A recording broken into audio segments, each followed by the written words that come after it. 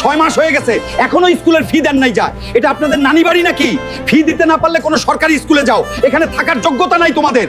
Sir একটা মাস সময় দেন, আমরা খুব গরিব মানুষ স্যার, আমি পুরো ফি দিয়ে দেব, দয়া করে হাল্ককে পরীক্ষা দিতে দেন।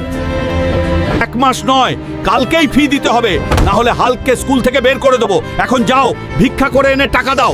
কোথায় থেকে যে আসে এরা? হাল্ক বেটা, কালকে কিভাবে তোর ফি দিব? আমাদের গরুটা বিক্রি করে দেই। না বাবা, গরু বিক্রি করলে আমাদের বাড়ি কিভাবে চলবে? আমি কিছু একটা করছি। প্রিন্সিপাল বাবাকে এত বড় অপমান করলো, যেভাবেই হোক কাল ফি ওনার মুখে ছুঁড়ে মারবো, কিন্তু কিভাবে?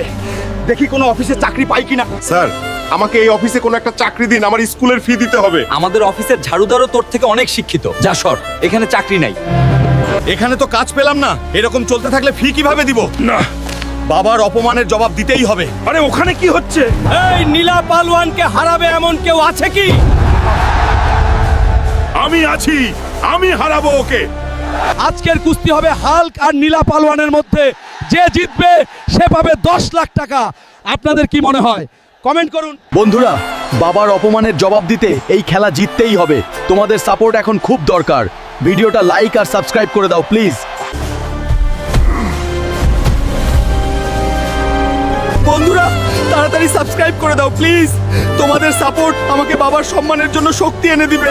তোমাদের ভালোবাসাই আমার শক্তি।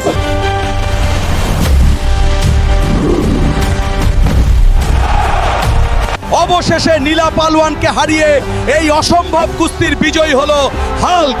হাল্ক পাচ্ছে পুরো 10 লাখ টাকা। এই নেন স্যার, আপনি আমার বাবাকে অপমান করছিলেন না, আমি সম্মান দিয়ে আপনাকে টাকা দিলাম।